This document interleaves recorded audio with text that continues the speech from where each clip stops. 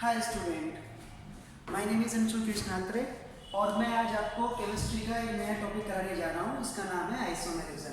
Isomerism क्या होता है इसके बारे में हम लोग अब देखेंगे। सबसे पहले आप मेरा नाम, ठीक है जी, और मेरा कॉन्टैक्ट नंबर लिख लीजिए। अंशु कृष्णांतरे मेरा नाम है, कॉन्टैक्ट नंबर है 7011427765। इसी के साथ साथ आप एक बात और ध्यान रखें, इंस्टीट्यूट का नाम है मोमेंटम नीट आईआईटी एकेडमी, ठीक। और ये एकेडमी यमुना विहार में है, ठीक, यमुना विहार दिल्ली। कितना? 53। चलिए स्टार्ट करते हैं आइसोमेरिज्म। इतनी सारी चीजें होने के बाद अगर मैं आइसोमेरिज्म की बात करूं तो आइसोमेरिज्म होता क्या है, पहले ये समझने की कोशिश कीजिए। देखिए, डिफरेंट कंपाउंड तो आपने देखे होंगे, बहुत सारे डिफरेंट कंपाउंड होते हैं। एग्जांपल के तौर पर जैसे मान लीजिए मैं कहता हूं कि मेरे पास एक जैसे मान लीजिए मैं कह रहा हूं कि मेरे पास एक CH4 है और ये CH3 है। तो यहाँ पे कार्बन 1 है, कार्बन 2 है, तो मॉलिक्यूलर फॉर्मूला अलग देखते ही हम समझ जाएंगे कि यहाँ पर ये दोनों अलग अलग कंपाउंड है। बात क्लियर? तो इन दोनों को क्या मैं एक कंपाउंड बोलूंगा? नहीं, इन दोनों को मैं डिफरेंट कंपाउंड बोलूंगा क्योंकि इनका मॉलिक्यूलर फॉर्मूला डिफरेंट है। इसी तरह से अगर मैं बात करूं, मैं आपके सामने एक एग्जांपल लिख देता हूं।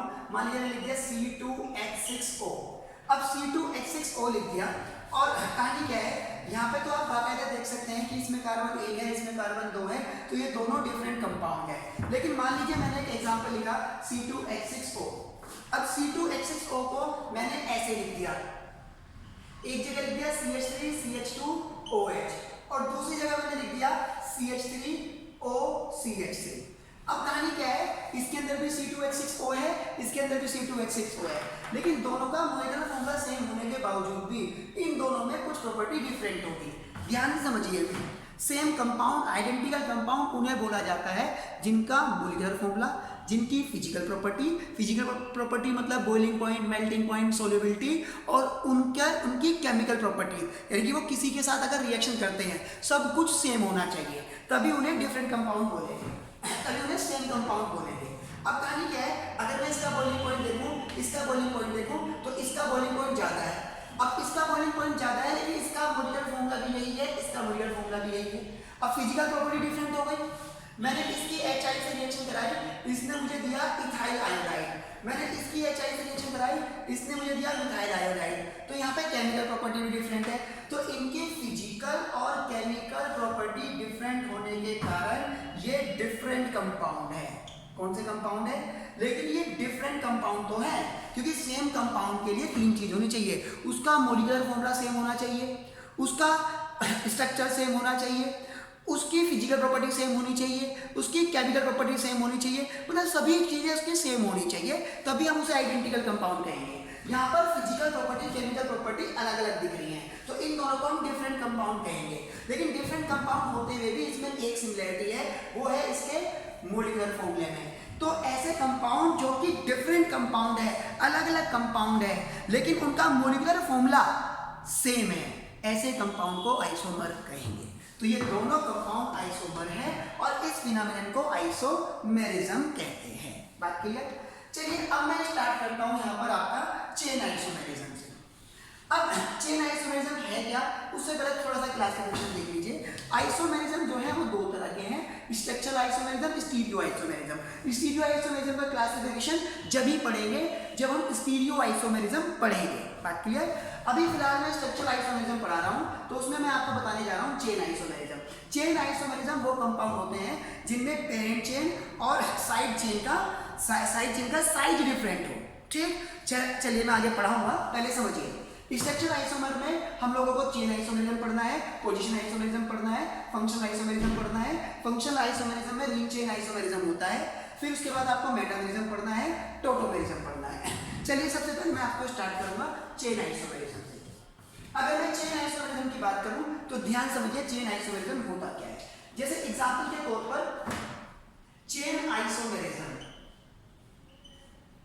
ठीक, आइसोमेरिज्म पता लग गया, जिनका मॉलिक्यूलर फॉर्मूला डिफरेंट होगा लेकिन उनकी कुछ प्रॉपर्टी अलग होने के कारण उन्हें सेम कंपाउंड नहीं कहेंगे।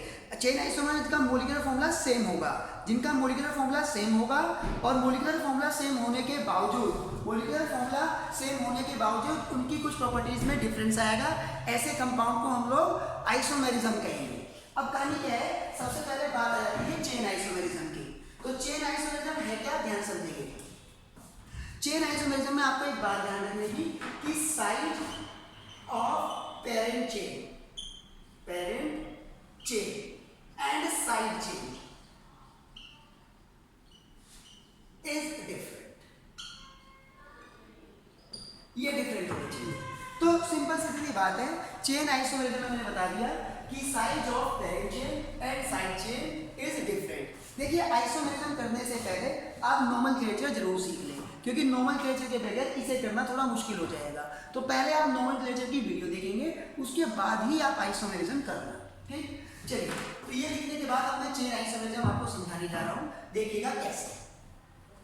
सबसे पहली बात चेन आइसोमेरिज्म में मैं आपके सामने कुछ एग्जांपल लिखता हूं। जैसे मैंने एक एग्जांपल लिखा, ये फर्स्ट एग्जांपल।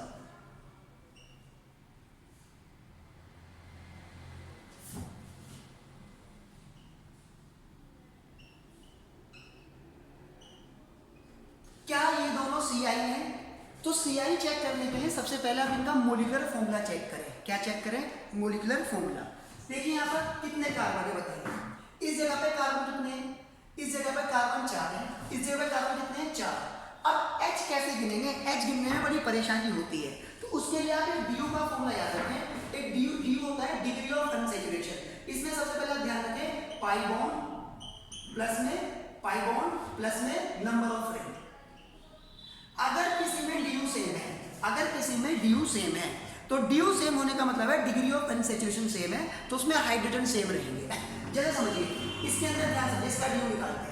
इसमें कितने पाई बॉन्ड है? 0। कितनी रिंग है? 0। तो इसका DU कितना आ गया? 0। इसमें कितने पाई बॉन्ड है? 0। इसमें कितनी नंबर ऑफ रिंग है? 0। तो DU कितना आ गया? 0। तो DU सेम, तो नंबर ऑफ हाइड्रोजन सेम। तो सबसे पहली बात आपका ये काम है कि मोलिकुलर फॉर्मूला सेम चेक कर लें। क्या इन दोनों का मोलिकुलर फॉर्मूला सेम है? यस, इनका मोलिकुलर फॉर्मूला सेम है, कार्बन 4, ठीक, और DU 0 होने के कारण हाइड्रोजन भी सेम है। तो मोलिकुलर फॉर्मूला सेम हो गया। अब पेरेंट चेन का साइज देखिए। पेरेंट चेन का साइज कितना? 1 2 3 4। इसमें पेरेंट चेन का साइज देखिए 1 2 3। यहाँ पे पेरेंट चेन का साइज अलग होने के कारण मैं इसे कहूंगा कि ये CI है, यानी कि चेन आइसोमेरिज्म है। बात क्लियर? तो यानी कि ये दोनों एक दूसरे के CI है। सेकेंड एग्जांपल मैं आपके सामने लिख रहा हूं। जैसे CH3 CH2 CH पर CH3 CH2, ठीक, और ये CH3 again CH3 CH2 CH2 CH2 CH3। अब आपको क्या करना है? सबसे पहले आपका काम क्या है? मोलिकुलर फॉर्मूला सेम चेक करना। कार्बन कितने हैं यहाँ पर? 5। इसमें कितने हैं? 5। DU गिनो, DU पाई बॉन्ड कितने हैं? पाई बॉन्ड 0, रिंग कितनी है? 0, यानी कि DU 0। अब इसमें DU 0, पाई बॉन्ड कितने हैं? 0, और नंबर ऑफ रिंग कितनी है? 0, यानी कि 0। तो DU 0, DU सेम, तो नंबर ऑफ हाइड्रोजन सेम, यानी कि कार्बन सेम, DU सेम, तो नंबर ऑफ हाइड्रोजन सेम, और हाइड्रोजन सेम तो आप समझ सकते हैं इस जगह पर मोलिकुलर फॉर्मूला सेम आ गया। अब मोलिकुलर फॉर्मूला सेम आ गया, नजर मारिए पेरेंट चेन में कितने कार्बन है? 1 2 3 4। ये नोमेनक्लेचर की गिनती है भाई, ध्यान रखिएगा। इसमें कितनी है? 1 2 3 4 5। तो यहाँ पर आप बड़े प्यार से देख सकते हैं, यहाँ पे पेरेंट चेन के साइज में कितने कार्बन है? 5। इतने इधर कितने हैं? 4। तो यानी कि ये दोनों एक दूसरे के CI। बात क्लियर? क्या है? ये एक दूसरे के CI। इस तरह से जैसे मान लीजिए मैं आपसे कहता हूँ, मैंने एक एग्जांपल लिया तीसरा, मैं आपसे कहता हूँ क्या ये CI शो कर सकता है? अब देखिए CI का मतलब है साइज ऑफ पेरेंट चेन और side chain will be different. तो बच्चों ये CI नहीं शो कर सकता, आप खुद दिमाग लगाइए कैसे करेगा। मैं इसको ऐसे लिख दूं, अगर मैं ऐसे लिख दूं तो अभी भी इसके पेरेंट चेन में 3 कार्बन है और अभी भी इसके पेरेंट चेन में 3 कार्बन है, तो ये CI शो नहीं कर सकता। मान लीजिए मैं कहूं क्या ये चेन आइसोमेरिज्म शो कर सकता है? क्या ये चेन आइसोमेरिज्म शो कर सकता है? बताइए। तो ये चेन आइसोमेरिज्म शो नहीं कर सकता। अगर मैं इसको ऐसे लिख दूंगा तो भी ये CI शो नहीं करेगा। मान लीजिए मैं आपसे कहता हूं क्या ये CI शो कर सकता है? तो ये भी CI शो नहीं कर सकता। ये बात आपको ध्यान रखनी है। चेन आइसोमेरिज्म के लिए जरूरी है कि पेरेंट चेन और साइड चेन का डिफरेंस आ जाए। बात क्लियर? कुछ एग्जांपल समेत मैं आपको CI क्लियर करने की कोशिश करूंगा। मैं इसे रब करने जा रहा हूं, आप पॉज करके नोट कर लीजिएगा। DU का फॉर्मूला जरूर नोट कर लीजिए, ठीक? मान लिया मैं आपसे पूछता हूं, कुछ एग्जांपल देता हूं, उसे ध्यान से समझिए, ठीक? जैसे एक एग्जांपल मैंने आपके सामने लिखा 6 एग्जांपल। 6 में मैंने आपसे पूछा, चलो ऐसे समझिएगा,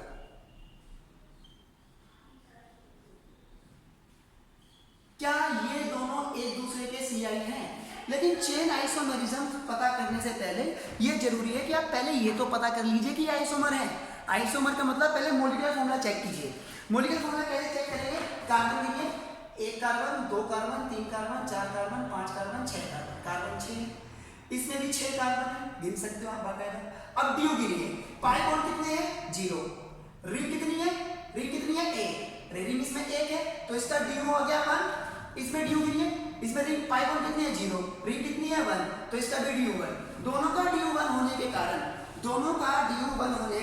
इसमें नंबर ऑफ हाइड्रोजन सेम है। देखिए नंबर ऑफ हाइड्रोजन गिनने में थोड़ा टाइम लगता है, इसलिए हम लोग DU गिन लेते हैं। जिसका डिग्री ऑफ अनसैचुरेशन सेम उसका DU सेम। तो यहाँ पे DU सेम होने की वजह से, इसके नंबर ऑफ हाइड्रोजन सेम है। अब मुझे पता करना है क्या ये CI है, तो गिनिए जरा, कार्बन गिनिए। यहाँ पे पेरेंट चेन में कार्बन गिनिए, 1 2 3 4 5, 1 2 3 4 5 6। देखिए पेरेंट चेन में कार्बन 6 है, यहाँ पेरेंट चेन में कार्बन कितने हैं? 5। तो यानी एक दूसरे के CI है। बात क्लियर? ये एक दूसरे के चेन आइसोमेरिज्म है। अब ऐसे समझिए जरा एक बार, 7वां क्वेश्चन,